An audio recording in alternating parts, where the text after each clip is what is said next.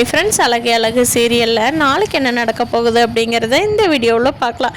நம்ம சேனல் இன்னும் சப்ஸ்கிரைப் பண்ணாதவங்க சப்ஸ்கிரைப் பண்ணிக்கோங்க. மலரை ஆனாலும் அவங்க மாமியார் மாமனார் இந்த அளவுக்கு போட்டு கொடுமைப்படுத்தக்கூடாதுடா சாமி. ஒரு பொண்ணு வேலை செய்யலாம், வேலை மட்டுமே செஞ்சுக்கிட்டு இந்த வீட்டில் வச்சுருக்காங்க. பாவம் பாக்யராஜனாலையும் எதுவும் பேச முடியல. இந்த நிலைமையெல்லாம் மாத்திரக்காகத்தான் ஆண்டவனாக பார்த்து மதியை கொண்டு வந்திருக்காங்கன்னு நினைக்கிறவங்க நம்ம வீடியோவை லைக் பண்ணிவிட்டு, இந்த கெஸ்ட்டு சும்மா இருக்காமல் மலருக்கு சப்போர்ட் பண்ணினாங்க அப்படிங்கிற ஒரே காரணத்துக்காக மலரோட மாமியாரும் மாமனாரும் அந்த கோமதி அம்மாவை பேசினது ரொம்ப தப்பு. அதை பார்த்து அவங்க பையனுக்கும் கோபம் வந்துருச்சு. எப்படியோ பாக்யராஜும் சுரேஷும் எப்படியோ மன்னிப்பு கேட்டு ஒரு வழியாக அவங்கள சமாதானப்படுத்தி இவங்க அம்மா அப்பாவுக்கு கால் வலி கை வலி அப்படின்னு சொன்னதுனால தனியாக போய் ஒரு ஓரமாக சாப்பாடு டீ இதெல்லாம் வாங்கி கொடுத்துட்டு, அம்மா கொஞ்ச நேரம் மட்டும் நாங்கள் போய் விளையாண்டுட்டு வர்றோம்மா, ஃபோன் இருக்குல்ல நீங்கள் எதுனாலும் கூப்பிடுங்க அப்படின்னு சொல்லி சுரேஷ் கொஞ்சம் ஸ்ட்ராங்காக சொன்னதுனால மலரோட மாமியார் மாமனார் அமைதியாயிட்டாங்க. இதுவே பாக்யராஜ் சொல்லியிருந்தேன், ஏண்டா உன் பொண்டாட்டி எங்கள் கூட துணைக்கு இருக்க மாட்டாளா, வயசான காலத்தில் எங்களை தனியாக விட்டுட்டு போறியன்னு பக்கம் பக்கமாக டைலாக் பேசியிருப்பாங்க. சுரேஷ் கொஞ்சம் ஸ்ட்ராங்காக சொன்னதுனால மலர் பாவம் இப்போ தான் அந்த தீம் பார்க்குள்ளே வந்ததையே மலர் ஃபீல் பண்ணுறாங்க. நல்ல வேலை மதி, உன் புருஷன் பேசலின்னா நான் இன்னைக்கு காலம் விட்டேன், என்னோட நேரமே போயிருக்கு அப்படிங்கிறாங்க. அக்கா நீங்கள் கொஞ்சமாவது எதிர்த்து பேசுங்கக்கா, ஏங்கா இப்படியே பண்ணுறீங்க அப்படின்னு சொல்லி மதியும் மலருக்கு அட்வைஸ் பண்ணுறாங்க.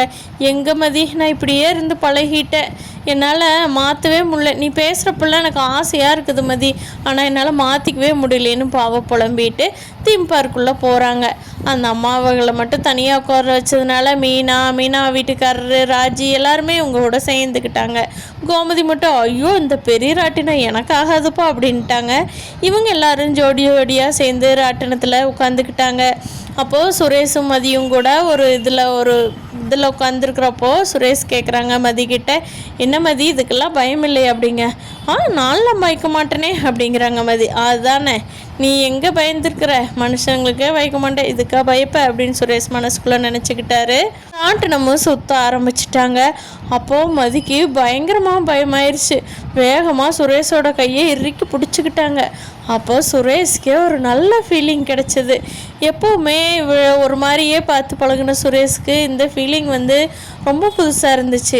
நல்லா என்ஜாய் பண்ணார் சுரேஷ். ட்ரிப்பில் தங்கராஜ் வராததும் ஒரு நல்லதாக போச்சு. வந்திருந்தா சுரேஷ் வாடா போகலான்னு அவரே சுரேஷ் இழுத்துக்கிட்டு போயிருப்பார். இப்படி மதி கூட டைம் ஸ்பெண்ட் கண்டிப்பாக விட்டுருக்க மாட்டார். பாக்யராஜ் அரேஞ்ச் பண்ணி தங்கராஜ் வராதனாலையும் ரொம்ப பெனிஃபிட் தான். பாவம் ரேவதி தான் கஷ்டப்படுறாங்க. வரலான்னு குழந்தையில கூட்டிகிட்டு ஆசையாக கிளம்புனவங்க தங்கராஜ் முடியாதுன்னு சொல்லி ஒரே பேச்சில் முடிச்சுட்டு போயிட்டாரு. ராஜா அப்படி இருந்தோம். இவங்க விளையாட ஸ்டார்ட் பண்ணுறதுக்கு முன்னாடியே ரேவதிக்கு ஃபோன் பண்ணுறப்போ, அண்ணா இல்லைன்னா ஒரு அவசரமாக வெளியில் போயிட்டாருண்ணே, வர முடியாமல் போச்சு, நீங்கள் பார்த்துட்டு வாங்கினேன் அப்படின்னு சொல்லி ரேவதி அவங்களோட கவலையை வெளியில் காட்டிக்காமல் பேசுகிறாங்க.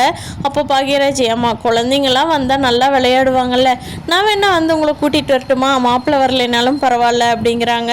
அண்ணா இல்லைண்ணே, அவர் இன்னொரு நாள் கூட்டிகிட்டு போக சொல்கிறேன், நீங்கள் பார்த்துட்டு வாங்கண்ணே, வச்சுட்டுமா அப்படின்ட்டு ரேவதி நேரம் அதுக்கு மேலே பேச முடியல. ஆத்திரம் ரொம்ப வருது, வச்சிட்றாங்க ஃபோனை. கொடைக்கானல் ட்ரிப்பு போனதுலேயே மதிக்கும் சுரேஷ்க்கும் சண்டை வர்றதெல்லாம் கட் ஆயிருச்சு. இப்படி இந்த மாதிரி வெளியில் ரெண்டு பேர்த்துக்கும் கொஞ்சம் ரொமான்ஸ் ஏதாவது அதிகமாகுதா அப்படிங்கிறத இது முடிச்சுட்டு அவங்க போகிறப்போ நமக்கு நல்ல வித்தியாசம் தெரியும். இப்படியே ஒரு இதுவாக பாக்யராஜ் ஸ்டெப் பை ஸ்டெப்பாக அவங்கள ஒன்று சேர்த்தலான்னு பார்த்துட்ருக்காரு. ஆனால் தங்கராஜ் மட்டும் நீ ஆம்பளடான்னு சொல்லி சுரேஷை கெடுக்காமல் இருந்தாருன்னா சரி. முடிச்சுட்டு வீட்டுக்கு போகிறாங்க கோமதி அம்மா, மீனாராஜி எல்லாருமே.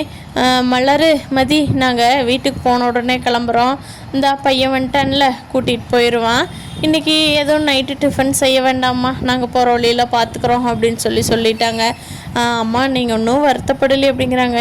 நான் ஒன்றும் வருத்தப்படலாமா, நீ மட்டும் கொஞ்சம் செல்ஃப் ரெஸ்பெக்டாக இருந்து பழகு மலர், இப்படி இருக்காத, கொஞ்சமாவது மதி பார்த்து பழகிக்கோ, மதி நீ பார்த்துக்கோம்மா, அவளை ஏமாற்றி ஒன்றும் தெரியாதவளாகவே வச்சுருக்காங்க அப்படின்னு சொல்லி கோமதி மலருக்கு அட்வைஸ் பண்ணுறாங்க. கோமதி